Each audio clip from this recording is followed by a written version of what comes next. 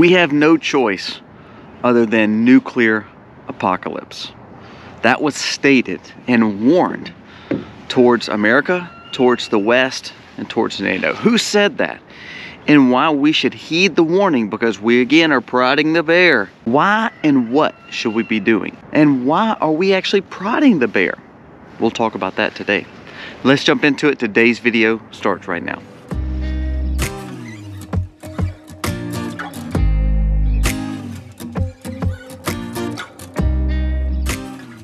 Hey guys, welcome to the Max. Thank you so very much for being here today. If you are new to the channel, there is a little button right here called subscribe. Please hit it for me. It means the world to me that you're here. If you are already subscribed, it would be nice to give me a thumbs up, because that thumbs up tells YouTube that our content is important and they should share it among their platform. Our goal is to get recommended, so therefore we grow our community together so we can build a like-minded sort of people that want wisdom and common sense in the approach of everyday life and what we're doing here on this earth. Now, onto the video. What are we talking about today? We've gotten a threat against NATO, against the West, against the UK, against America. And it's not from Putin. Is his second in command. I want to talk about this for a second. Everybody makes Putin out to be a bad guy, and he probably is. Most leaders of all these governments around the world, probably not the best and probably the most honest people. They're not. They probably rose to power through a lot of defiance, a lot of evil, and now we have to deal with who's in leadership across the board in the world. I look at our leader. But I think Putin, even though he may not be the most, I guess, nice guy in the world, his second in command is a lot worse. And that's what I worry about when we talk about war and we talk about going to help Ukraine or do this proxy war with Russia. If all of a sudden Putin is not in charge anymore, or all of a sudden Putin gets ill, all of a sudden Putin listens to his second in command a lot more, I believe we're going to see way more chaos. Let's talk about what he said and why. Medvedev warns Russia has no choice, absolutely quoted, no choice, but to unleash nuclear apocalypse if attacked by NATO. Now, NATO is readying troops. They're doing all these war games. They're putting all these troops here to do this, and they're trying to show a strong offensive.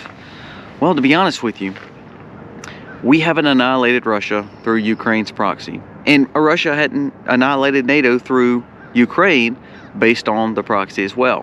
What that means is we're almost at a stalemate when it comes to hot war. Well, there's only two more forms of war when it comes to the next, escalation. We went from Cold War to hot war. Two more. You have cyber war, and that's something that everybody has threatened, and to be honest with you, we talked about that in the last few days. But what's next? Nuclear. Well, cyber attacks will happen, and it will cause catastrophic events. But when you have leaders, he is the second in command basically in Russia, saying, don't pick on us because we will basically unleash an apocalypse basically on the world. Now, is he warning that because he can't do it? No, I believe they can do it. Just like America or any other major world power probably has the capabilities with its arsenal to do that. Now, the thing is, Putin doesn't actually warn that too much. But you see how they're almost playing a good guy, bad guy. Russia is strong enough to probably do more in Ukraine, but they know they would look bad if all of a sudden they drop a nuclear warhead in Ukraine. Here's the thing though. If NATO and America and the West keeps prodding and sending billions of our dollars over there to keep prodding this war to happen, you're going to put this guy in such a tight corner that he's going to start listening to Medvedev. And then all of a sudden we have a major age of chaos. Because, one warhead dropped in one of these areas, you've taken out a whole population. Now let's talk for a second. What people don't realize is when we're funneling this war, in Ukraine, they're saying their population will completely be obstructed based on this war because of the men that have been lost in this battle. Men that produce the new generation are dead by the hundreds of thousands. Now the problem with that is you're already taking a generation of people out. You're now saying, let's go ahead and let's cause more problems and more chaos. Instead of proxy now, let's look at moving NATO in for a hot war that makes it more, not just regional, but makes it more worldly-like, where more players get into it. If that takes place, and all of a sudden nuclear war breaks out and someone drops a nuclear warhead in Ukraine or somewhere close or in the proximity of Eastern Europe, you're now taking out major populations. You've already taken hundreds of thousands out because of the war. Now you're taking millions. Now, is that the plan? I don't know. It kind of sounds like the plan of what the WEF has talked about and what the UN has talked about. But the scary thing is now you're dealing with lives. It's not fake anymore.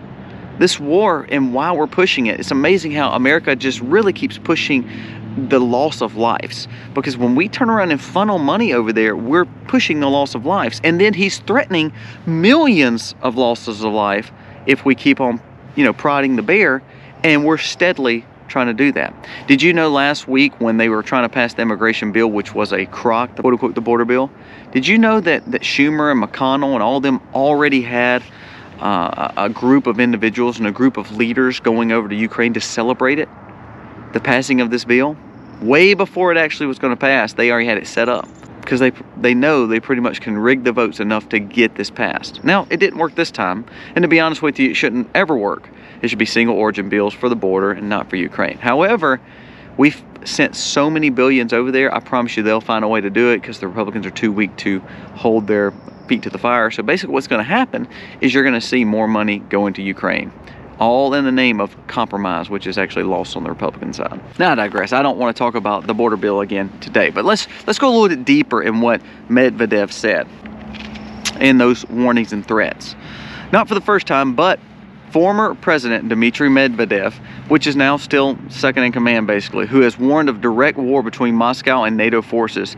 It would lead into a nuclear apocalypse. The current deputy chairman of Russian Security Council issued the warning on Telegram Wednesday, saying in response of recent statements and reports that some European leaders are telling the populations to quote unquote prepare for war. We did a video on that European leadership and military, their globalist push, they are saying prepare for war.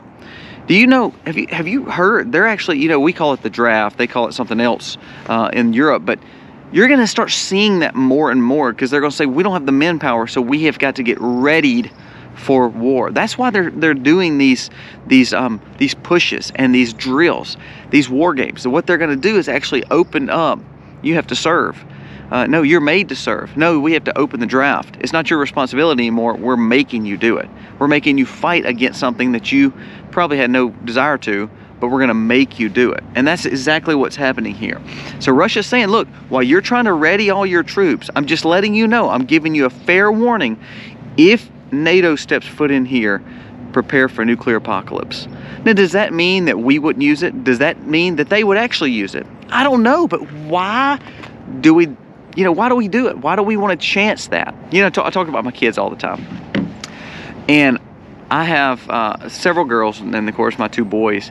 But every once in a while, my youngest boy will go and he'll pop a towel on my oldest son. He's like, I'm warning you, don't do it. I'm gonna get you back. I'm gonna get you back. And it's all fun and games because the little guy is just prodding the big guy until one day the big guy gets a towel and pops him back.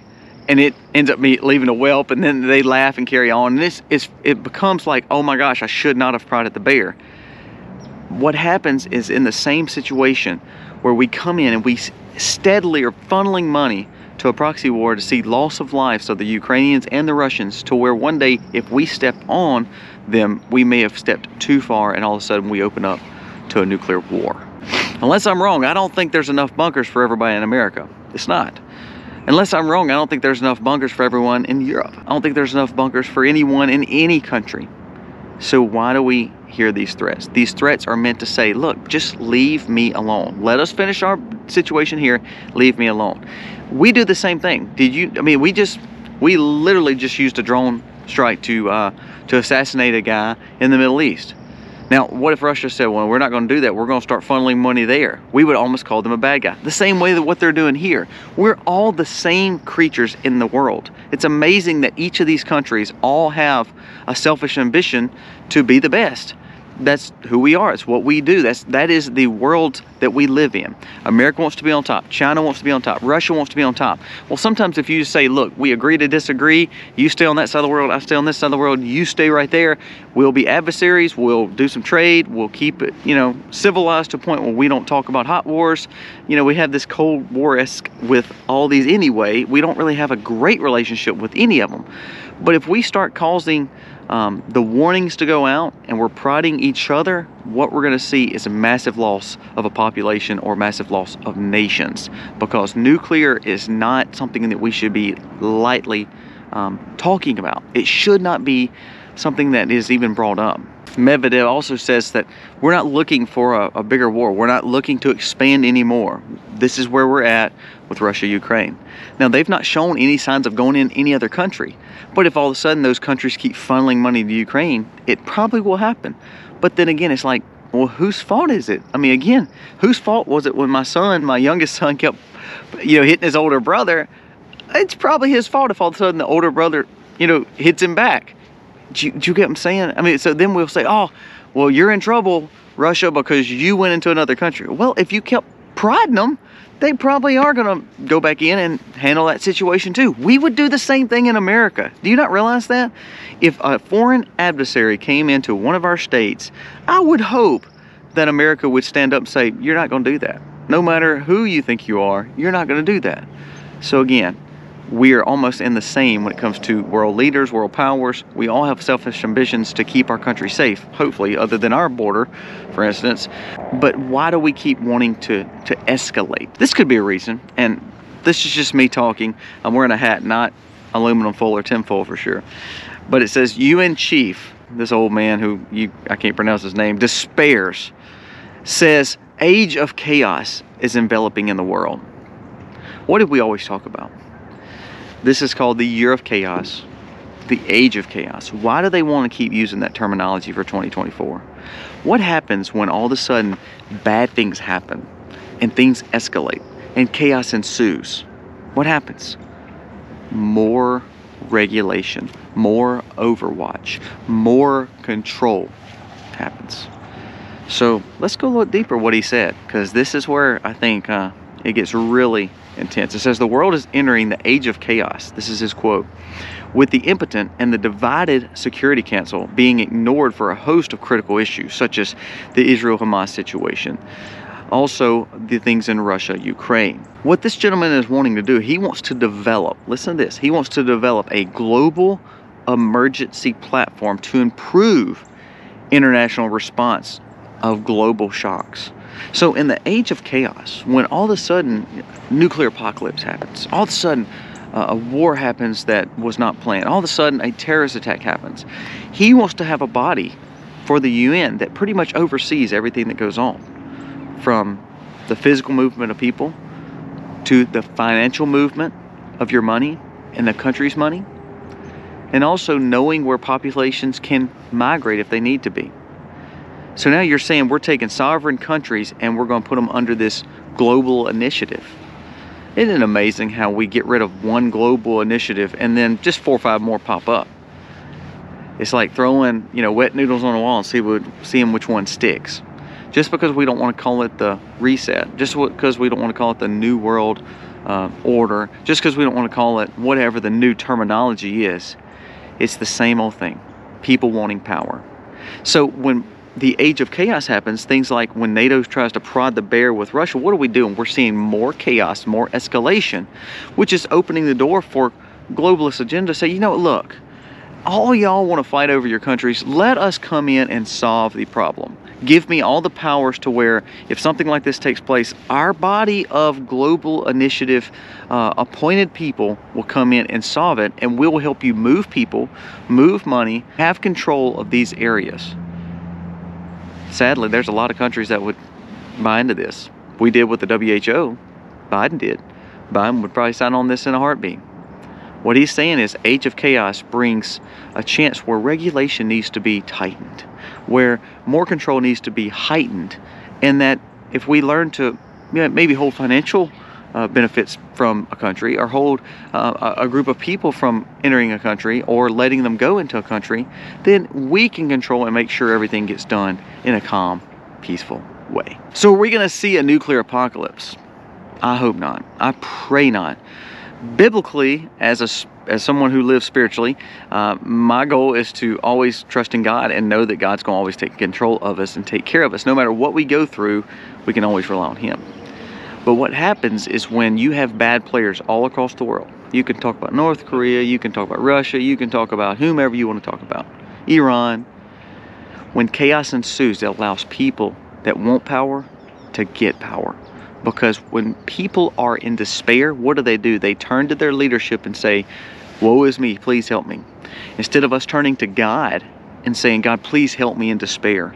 We can't do it without you. We turn to our leaders, our earthly leaders, which are failed men, by the way.